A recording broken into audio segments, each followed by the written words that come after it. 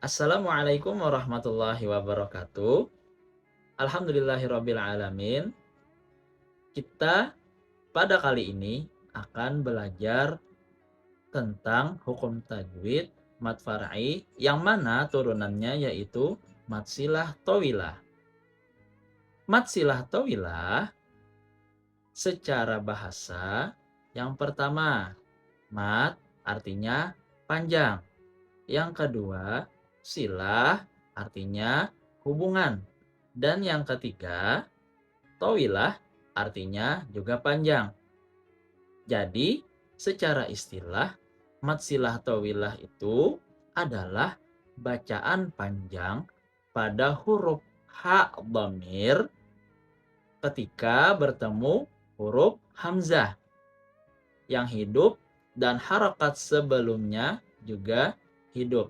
Ingat ya, ketika bacaan panjang pada ha dhamir bertemu huruf hamzah yang harakatnya hidup, bukan sukun. Dan harakat sebelum dari huruf ha dhamir itu juga hidup, bukan sukun. Oke, jadi kapan mad silah tawilah itu terjadi? Mad silah tawilah itu terjadi ketika pada saat ada huruf ha dhamir dan huruf setelahnya adalah hamzah dan harakatnya hidup, tidak sukun atau mati. Dan huruf sebelum ha dhamir itu juga hidup ya. Mau huruf apapun itu, yang penting hurufnya hidup, tidak sukun ya. Jadi untuk mad silah tawilah ini cara bacanya yaitu 2,5 alif atau 4 sampai 5 harokat. Ingat ya, 4 sampai 5 harokat. Tapi di sini catatannya untuk membaca mad silah tawilah ini itu harus konsisten. Tidak boleh dicampur-campur. Contohnya, kita membaca hukum bacaan mad silah tawilah ini, misal kita mau yang 4 harokat, kita harus konsisten membaca 4 harokat. Jangan sampai ada yang 4 harokat nanti dibacanya, ada juga yang 5 harokat. Itu tidak boleh, harus konsisten. Oke? Mau 4 atau 5. Oke? Begitu juga sebaliknya. 5, 5 saja. 4, 4 saja. Oke. Selanjutnya, untuk contoh bacaan mad silah tawilah ini, di sini saya contohkan untuk yang 5 harokat. Oke. Contoh kalimatnya seperti ini. Ilmihi illa bima sya'. Itu untuk 5 harokat. Bagaimana kita mengetahui 5 harokat? Jadi di sini bacaannya ilmihi illa bima sya'. Gitu. Ya. Itu 5 harokat.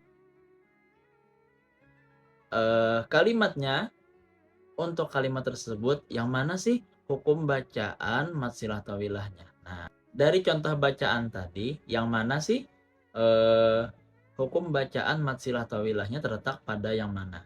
Oke, jadi untuk hukum bacaan mad silah tawilahnya terletak, kita lihat di sini huruf ha dhamirnya dan setelahnya itu bertemu dengan huruf hamzah. Oke, huruf ha dhamir bertemu dengan huruf hamzah yang berharakat hidup, yaitu harakatnya kasroh, garis yang di bawah. Dan huruf sebelumnya, yaitu huruf mim, juga berharakat kasroh.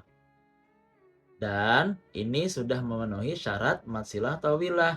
Karena huruf ha dhamirnya itu tadi bertemu dengan huruf hamzah berharakat kasrah dan sebelumnya bertemu dengan huruf mim. Dan bacaannya panjangnya sebanyak 5 harokat. Ya, contoh lagi nih. Saya ulang kembali. ilmihi illa bima syaa. Itu sudah masuk syarat dari mad silah tawilah. Jangan membacanya 2 harokat.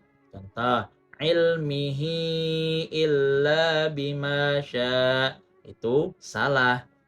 Bukan hukum bacaan mad silah tawilah. Jadi begitu ya. Untuk contoh bacaan yang kedua pada kalimat annama lahu akhladah. Saya ulangi ya untuk bacaannya. Annama lahu akhladah. Baik, untuk contoh bacaan yang kedua pada kalimat ini ya. Coba perhatikan. Bacaannya malahu